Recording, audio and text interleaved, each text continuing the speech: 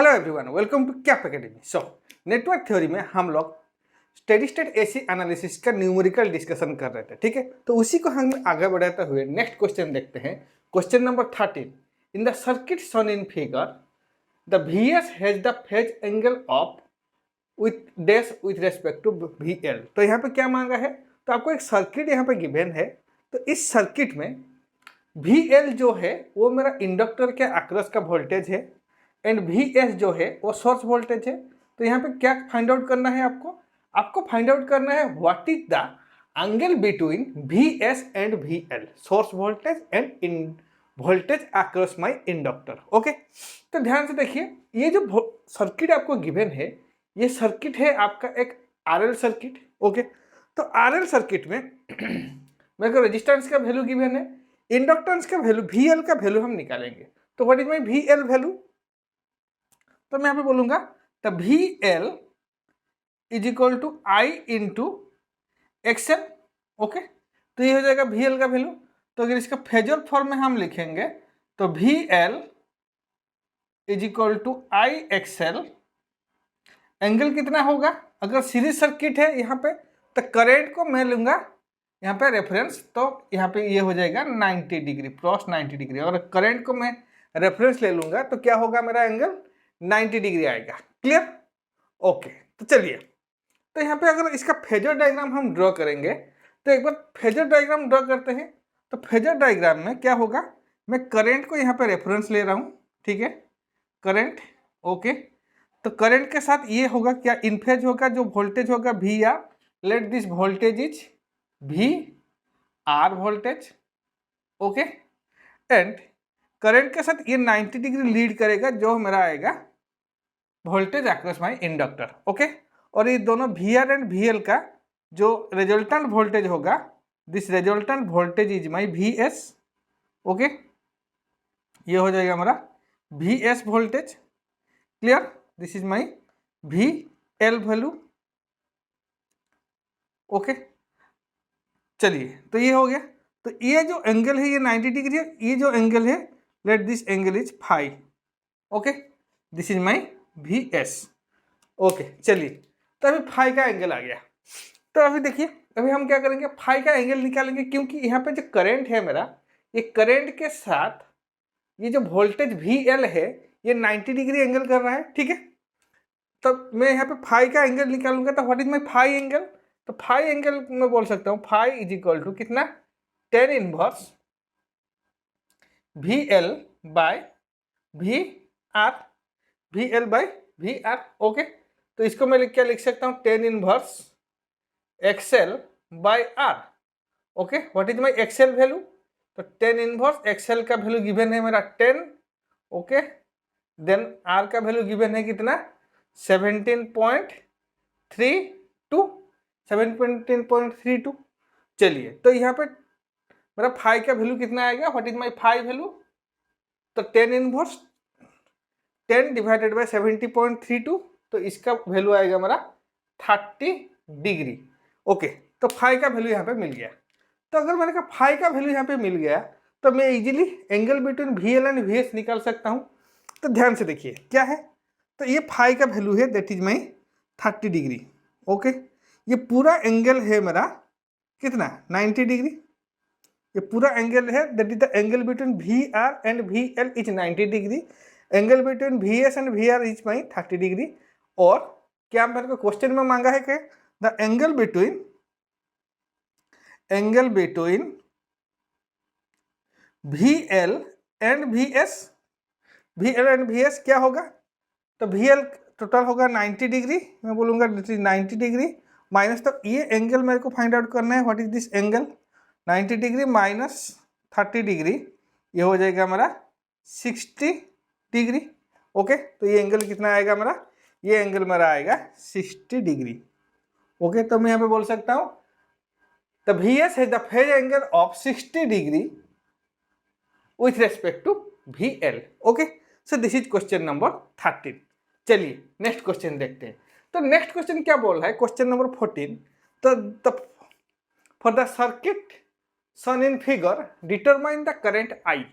तो यहाँ पे ये जो सर्किट गिवन है आपको, ये सर्किट में मेरे को आई करंट कितना फाइंड आउट करना है, ठीक है।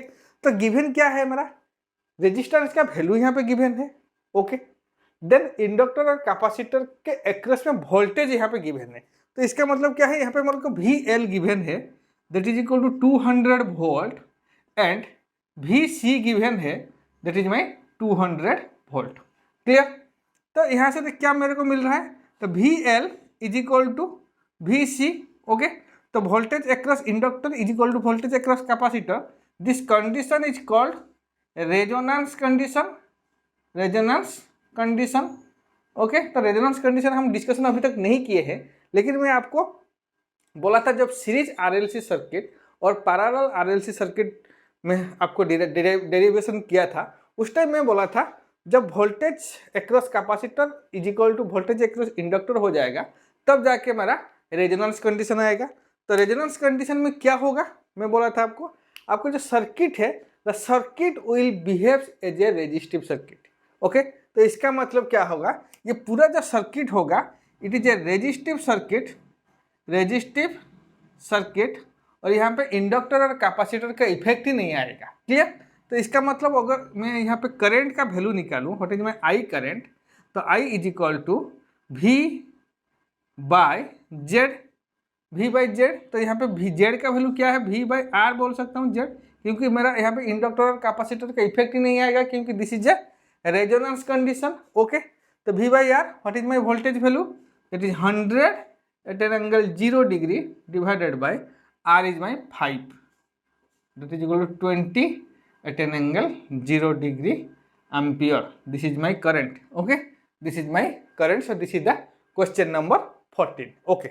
तो ये हो गया हमारा question number 13 and question number 14। चलिए नेक्स्ट क्वेश्चन देखते हैं। So next question number 15, the circuit shown in figure the positive angular frequency omega radian per second at which the magnitude of the phase difference between voltage V1 and V2 is equal to pi by 4 radian, okay. तो यहाँ पे क्या मांगा है, what is the difference between, तो आपको difference between voltage angular magnitude of angular frequency दिया है, ओके। देन फेज डिफरेंस, तो आपको फेज डिफरेंस गिवन है between V1 and V2, that is माई 5/4। तो आपको यहाँ पे फाइंड आउट करना है what is my omega value, okay, that is my angular frequency. तो एंगुलर फ्रीक्वेंसी आपको यहाँ पे फाइंड आउट करना है, ठीक है। तो यहाँ पे देखिए ये जो सर्किट है, तो लेट इस सर्किट में आई ऑफ टी करंट फ्लो हो रहा है, ठीक है, ओके। यहाँ पे क्या होगा, यहाँ पे 100 cos ओमेगा टी गिवन है, तो यहाँ पे ओमेगा वैल्यू गिवन है यहाँ पे, तो ये हो जाएगा। इसको अगर हम ये 1 ओम है, तो इसको हम अगर सेम यूनिट में लेकर आएंगे, तो ये हो जाएगा मेरा J omega, okay, this is my J omega. चलिए, तो यहाँ पे what is my I of T, तो आई ऑफ टी को मैं क्या बोल सकता हूँ, I am at an angle theta 1, okay, this is the phasor form of current, okay।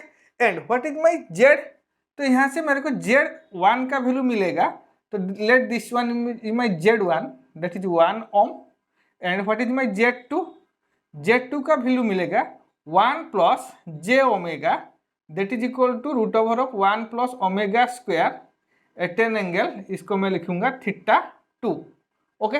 तो Z1 का वैल्यू मेरा होगा, क्योंकि यहाँ पे Z1 है मेरा, V1 वोल्टेज जो यहाँ पे है उसके अक्रॉस में जो आ रहा है, this is my Z1 value.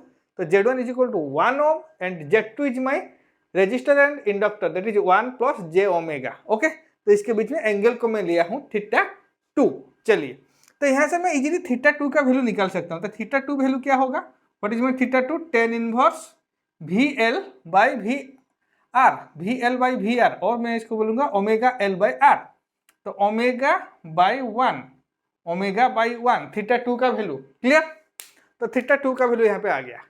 तो उसके बाद हम लोग यहाँ पे V1 का वैल्यू निकालेंगे। What is my V1 value, V1 is equal to कितना होगा, that is equal to I of T into 1 ohm, I of T into 1 ohm, okay.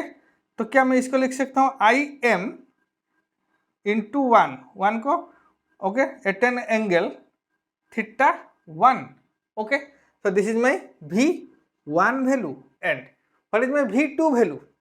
तो V2 वैल्यू क्या होगा, what is my V2 value, जल्दी से बताइए मेरे को V2 वैल्यू क्या होगा। V2 is equal to I of T into Z2। Okay, तो यहाँ पे लिखूंगा मैं क्या, I am root over of 1 plus omega square. Okay, angle क्या होगा, what is the angle, angle हो जाएगा मेरा θ1 प्लस θ2, θ1 प्लस θ2। ओके, तो यहाँ पे आ गया हमारा वोल्टेज V1 एंड V2। तो आपको उसके बाद क्या गिवन है आपको, तो phase difference between voltage V1 and V2 given है, दैट इज माई π/4। तो क्या मैं इसको लिख सकता हूँ, what is the phase difference between V1 and V2, θ1 plus θ2 minus θ1। Okay, this is the phase difference between voltage V1 and V2 is equal to कितना होगा, π/4। ओके, तो यहाँ से क्या होगा, θ1 गॉट कैंसिल्ड, तो θ2 का वैल्यू क्या हो जाएगा, दैट इज माई π/4, θ2 का वैल्यू होगा π/4। तो व्हाट इज माई θ2 वैल्यू, तो θ2 value we have already calculated, that is equal to tan inverse omega by 1 is equal to π/4।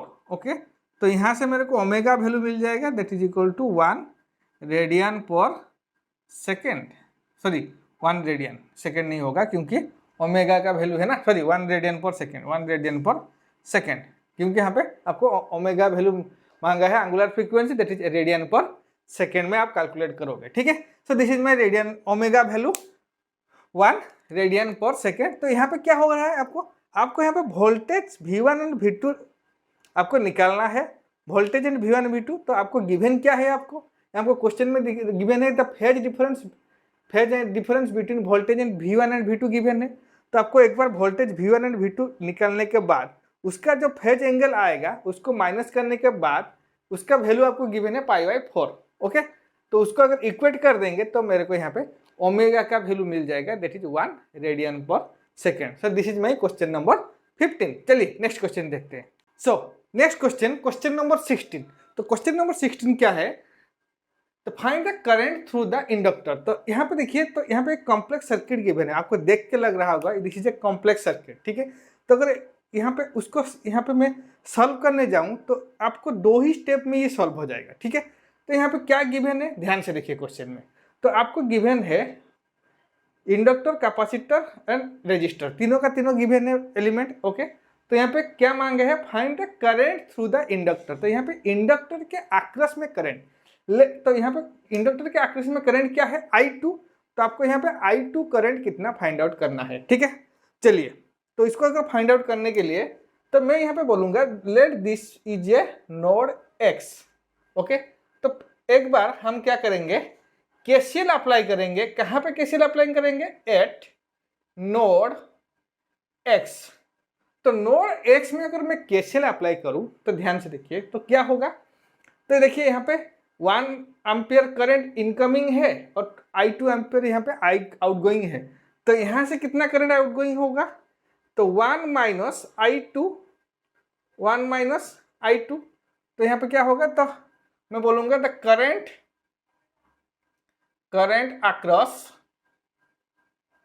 Across resistor.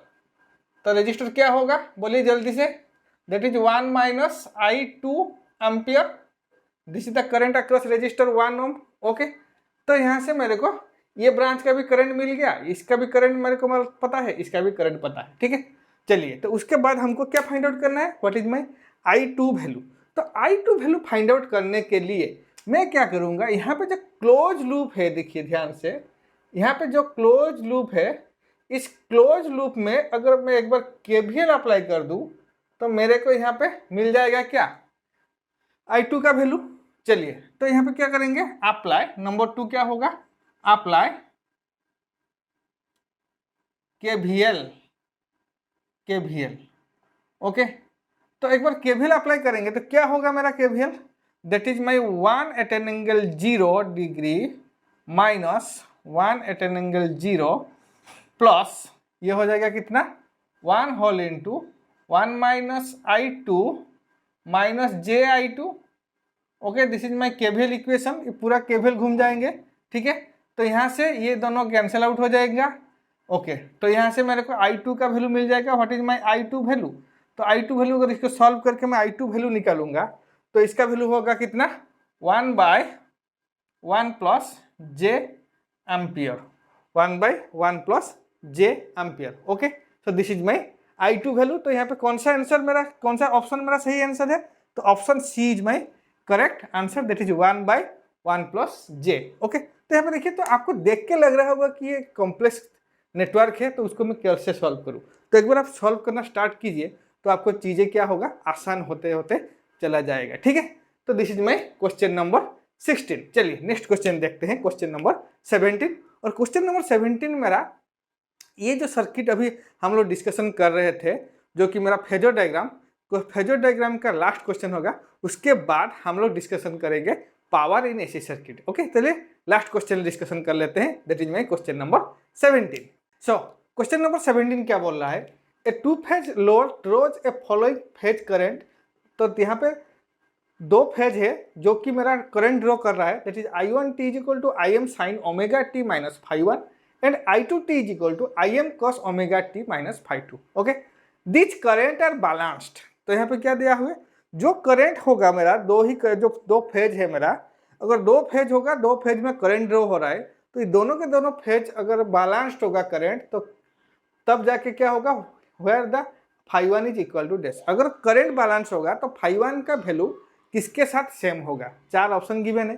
ठीक है, तो पहले जान लेते हैं, अगर मेरे पास दो फेज है, तो अगर बैलेंस करंट फ्लो हो रहा है, तो क्या होगा, if the current is balanced, current is balanced, तो क्या होगा, then the angle between this current is 90 degree. Okay, तो इसका दो फेज, याद रखिए यहाँ पे दो फेज है, अगर थ्री फेज होगा तो क्या होगा, 120 डिग्री आएगा, वो हम थ्री फेज में डिस्कशन करेंगे। ठीक है, तो यहाँ पे क्या दिया हुआ है आपको, दो ही फेज दिया हुआ है, टू फेज सर्किट। तो टू फेज सर्किट मतलब क्या होगा, तो बैलेंस कंडीशन आएगा, तो क्या होगा, इन दोनों के जो I1 एंड I2 के बीच में जो करंट आएगा, तो सॉरी जो फेज डिफरेंस आएगा, तो फेज डिफरेंस होगा मेरा 90 डिग्री। क्लियर, तो यहाँ पे क्या बोलूंगा, what is my I1 value, तो I1t इज इक्वल टू कितना दिया हुआ है, Im sine omega t minus φ1। Okay, and I22 कितना गिवन है मेरा, that is equal to Im cos omega t minus φ2। Okay, तो ध्यान से देखिए, I1 मेरे को साइन में गिवन है, I2 क्या गिवन है, कॉस में गिवन है। तो यहाँ पे इसको क्या करना पड़ेगा, मेरे को एक ही टर्म में लाना पड़ेगा, तो इसको भी साइन में कन्वर्ट करेंगे, तो ये क्या हो जाएगा, Im sine omega T minus φ2 plus 90 degree. Okay, तो यहाँ ये हो जाएगा हमारा I1 value, this is my I2 value. तभी ये I1 एंड I2 दोनों के दोनों क्या हुआ है, मेरा साइन के टर्म में आ गया। तो इसके बाद क्या दिया हुआ है, बैलेंस कंडीशन मतलब क्या है, उन दोनों के बीच में जो एंगल होगा, दिस इज माई 90 डिग्री। तब मैं यहाँ पे बोल सकता हूँ omega T minus φ2 plus 90 degree, okay, minus omega T minus φ1 is equal to 90 degree. Okay, तो यहाँ से क्या होगा, omega T minus φ2 plus 90 degree, ये हो जाएगा minus omega T plus φ1 is equal to 90 degree. तो this omega T and omega T got cancel, तो यहाँ से मेरे को मिलेगा कितना ना, φ1 minus φ2 is equal to 90 degree. ये अगर सॉल्व करेंगे तो मिलेगा। तो यहाँ से मैं बोल सकता हूँ क्या, the φ1 is equal to my φ2 value. तो ये करंट, दोनों के दोनों करंट क्या होगा, बैलेंस कंडीशन कब होगा, जब φ1 का वैल्यू मेरा इक्वल होगा φ2 के साथ, φ1 वैल्यू इज इक्वल टू φ2।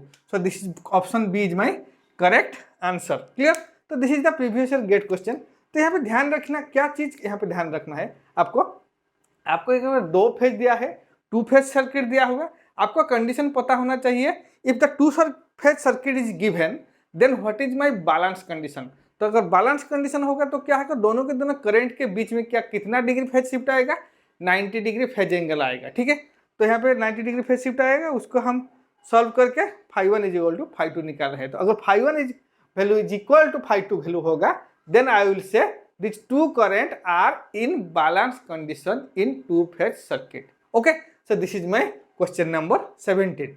तो यहाँ से मैं phasor diagram of AC circuit का जो न्यूमेरिकल डिस्कशन किए थे उसको मैं ख़त्म करता हूँ। उसके बाद नेक्स्ट चैप्टर में हम लोग प्रोसीड करेंगे एसी में, that is my power calculation in AC circuit in the next video. Thank you.